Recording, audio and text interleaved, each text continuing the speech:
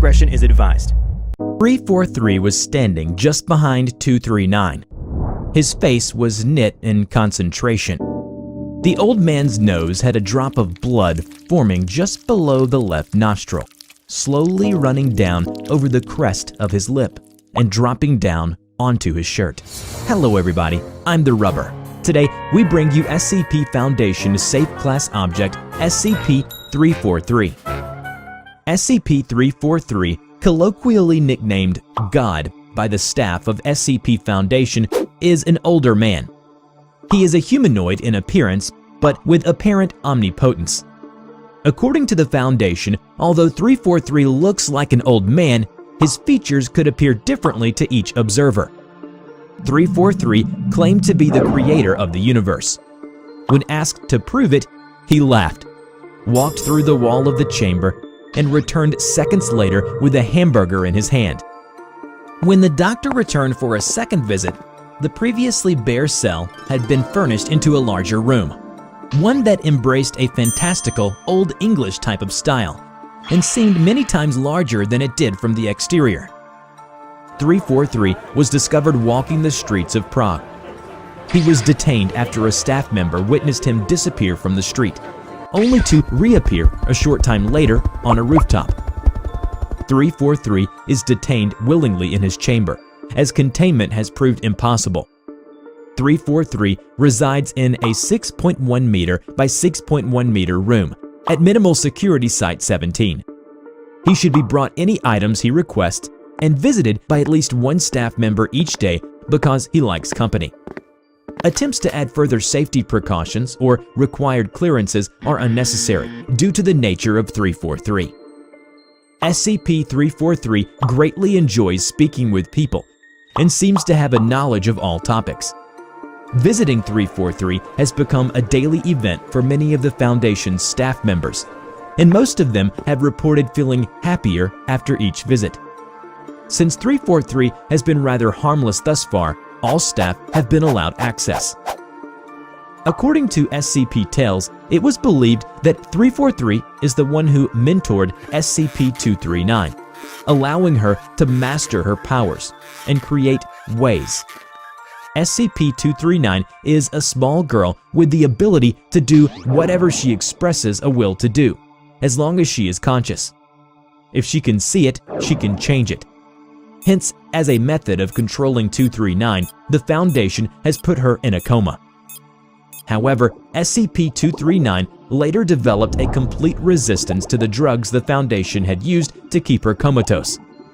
To stop her from reawakening, the director of SCP Foundation was forced to request the O5 Council for the immediate release of Dr. Alto Clef from his confinement, and immediately assigned him to this case. Dr. Clef was given access to any materials he required. All personnel were to assist Dr. Clef by any and all non-carnal means. Clef walked into the Victorian-styled study and smiled at the fragrance of pipe smoke and at the sight of old books. The old man was seated in a high-backed chair with a hardbound copy of Don Quixote open in his lap. The old man looked up, startled surprise, before smiling. Dr. Clef. Hello, 343.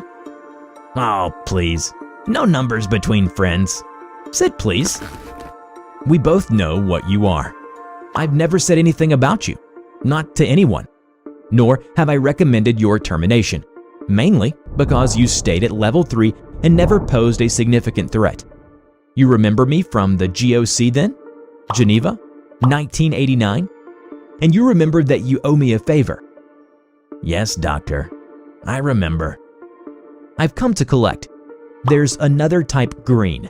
This one has progressed to level 4. I'm very old now, Doctor. I'm not sure how useful I can be. Sometimes I look for books, but I can't remember their names, and they're just not there anymore.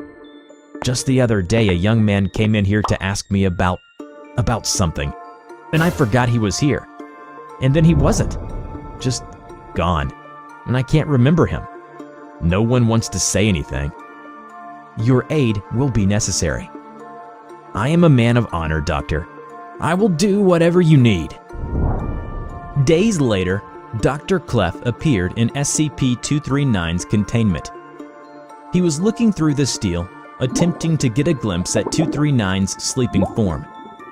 He watched her, watched the fading phantasms of her flicker about the room and scratching at the walls. He turned and picked up the thin helmet, strapping it to his head.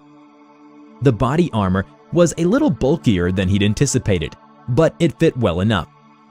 He pulled on the gloves, fingered the purple gun underneath his jacket, and felt through his pockets until he found the tiny box containing his emergency backup.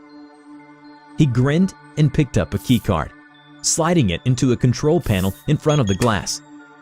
He flipped the switches all down to their off position and pulled out the revolver, bringing it up to point at 239, who was slowly waking up. Clef was running very quickly. He could feel her back there, floating somewhere. He risked a glance backward, watching the floors buckle into water and piss, dirt and air. He hoped she would be off balance enough from the medications that she would be less capable, less able to affect the environmental changes on the universe. He was quite sure it was a pointless hope now. He rounded the corner, and the walls slid into chunks of burning human flesh. The smell of human flesh began to turn his stomach slightly, before making it growl uncomfortably. One more turn, and he'd be at ground zero. Another 10 feet. 9, 8, 7. He burst through the doors. "Where's 343?" The doors opened slowly. The being that floated through them didn't look like it was, is, or had ever been a little girl. Years of atrophy had turned her limbs into spindly wires of flesh wrapped around bone. She wasn't able to lift them. She couldn't even turn her head. The tubes that had hung out of her arms were now crawling over her body like centipedes. She opened her mouth, trying to say something, but only a gurgle came out.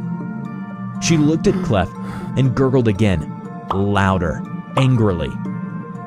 343 was standing just behind 239, his face knit in concentration.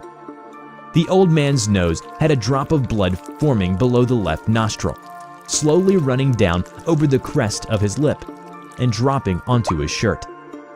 The girl screamed in rage, and 343 cried out, staggered by the changes she was forcing into the world.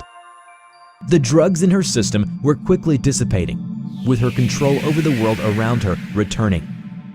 239 turned the air into chlorine for a moment, just a moment before 343 could stop her.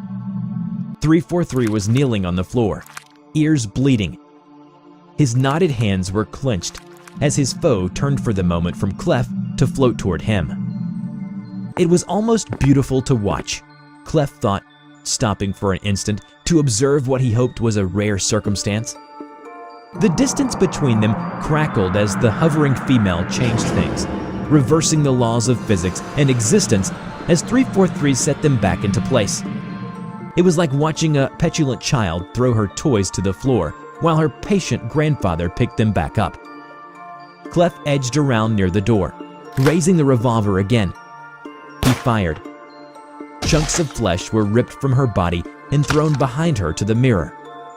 She screamed as the cancer started to form almost instantly under her flesh. "Don't care much for that, do you, little girl?" Clef dropped the gun and tackled her before she could recover, hitting her tiny waist sharply and pushing her toward the mirror, grasping SCP-093 and shoving. They fell into a strange field, with rolling wheat and smells of emptiness. The girl was rolling on the ground, willing herself up off the ground pitifully.